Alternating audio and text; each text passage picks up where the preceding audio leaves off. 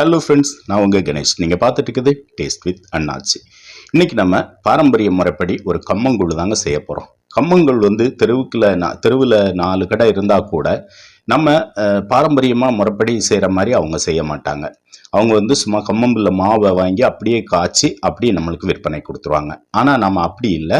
கம்மம்பில் அதை இடித்து, அதாவது மிக்சியில் அடித்து அதை புளிக்க வச்சு அதுக்கப்புறம் பாரம்பரியமான முறைப்படி நம்ம இதை செய்ய போகிறோம்.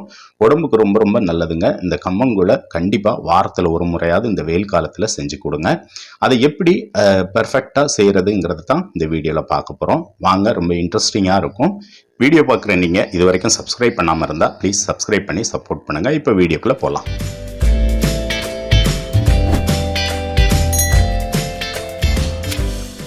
ஓகே ஃப்ரெண்ட்ஸ், நான் இன்னைக்கு நல்ல கம்மம்பெலாம் பார்த்து, தூசி மண் இல்லாததாக பார்த்து ஒரு 700 கிராம் அளவில் எடுத்திருக்கேன். இது நான் ஒரு மெஷர்மெண்ட் கப்பில் 3 மடங்கு நான் அளந்திருக்கேன்.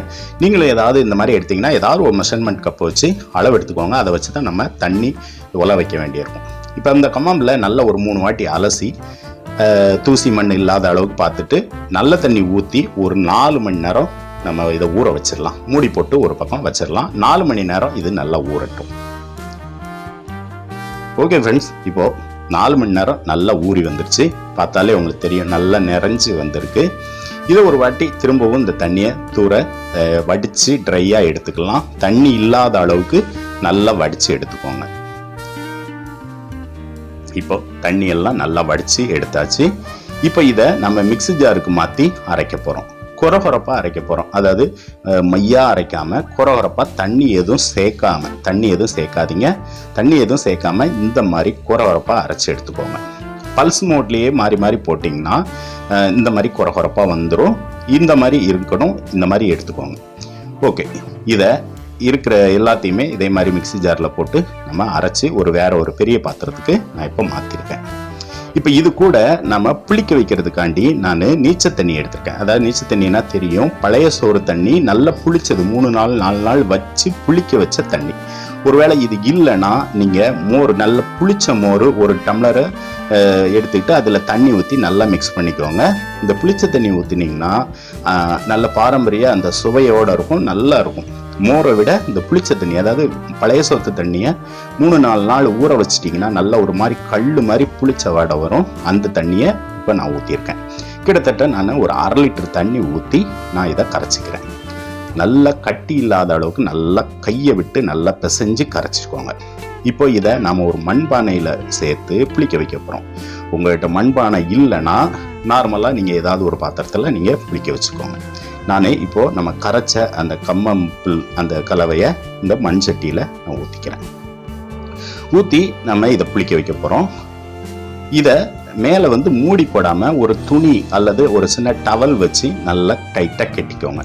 எறும்பு அந்த மாதிரி எதுவும் போகாத அளவுக்கு ஒரு கயரை வச்சு நல்லா டைட்டாக கட்டிக்கோங்க.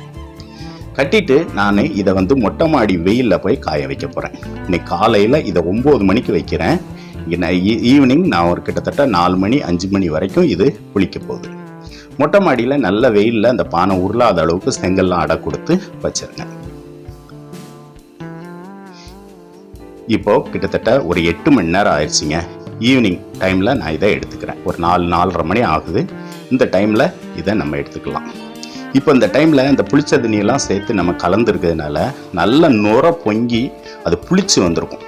அப்படி தான் வரணும். அப்போ தான் அந்த கம்மங்கஞ்சி நல்லா ஒரு டேஸ்ட்டு கொடுக்குங்க. இப்போ பார்த்தீங்கன்னா நான் அந்த துண்டை அவுத்து எடுத்துக்கிறேன். 8 மணி நேரம் புளிச்சதில் நல்ல நுர பொங்கி அப்படி இருந்துச்சு. என் பசங்க மேலேருந்து தூக்கிட்டு வந்ததில் அதை குலுக்குனதுனால அந்த நுரையெல்லாம் அடிபட்டுருச்சு.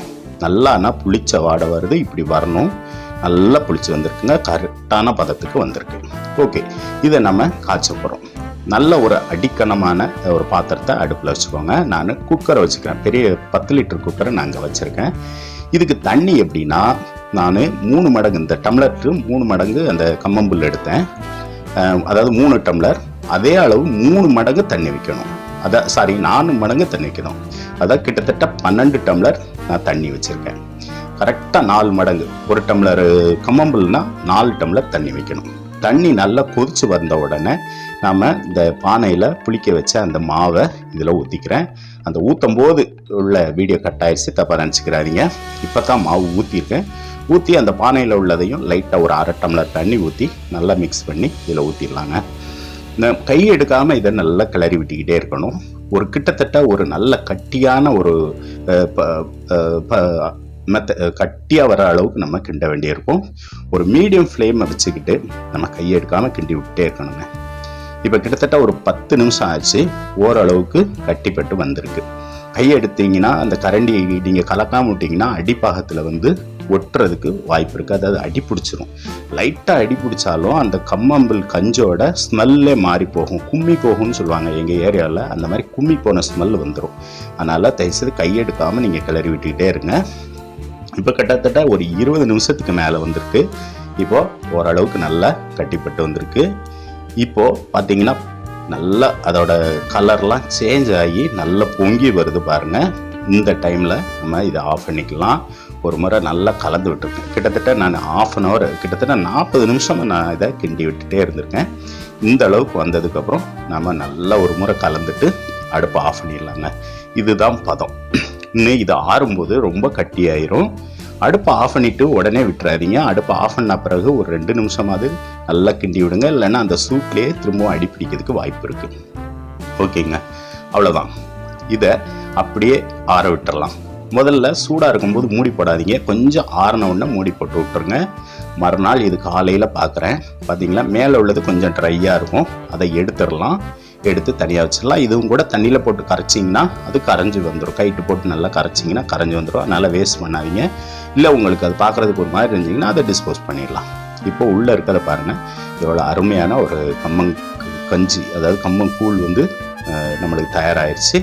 அவ்வளோதாங்க. இதை நம்ம வேறு பாத்திரத்துக்கு மாற்றி நம்ம தேவையான அளவு தண்ணி, உப்பு சேர்த்து கரைச்சி டம்ளரில் ஊற்றி குடிக்கலாம்.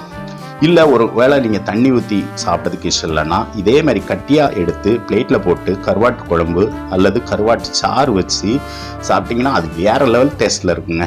எங்கள் ஊரில் பெரிய ஆட்கள்லாம் வந்து தண்ணி ஊற்றி சாப்பிடாம இந்த மாதிரி கருவாட்டு சாறுன்னு சொல்லி கருவாடை போட்டு சும்மா தண்ணி மாதிரி வச்சுருப்பாங்க. அந்த தண்ணியை ஊற்றி இந்த கம்பங்கஞ்சில் பிசைஞ்சு சாப்பிடுவாங்க.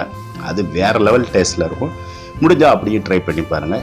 இல்லை நார்மலாக நம்ம சாப்பிட்ற மாதிரினா இப்படி உப்பு போட்டு தண்ணி ஊற்றி நல்லா கரைச்சிங்கன்னா சூப்பரான நம்மளுக்கு கம்மங்கூழ் ரெடி ஆயிரும்.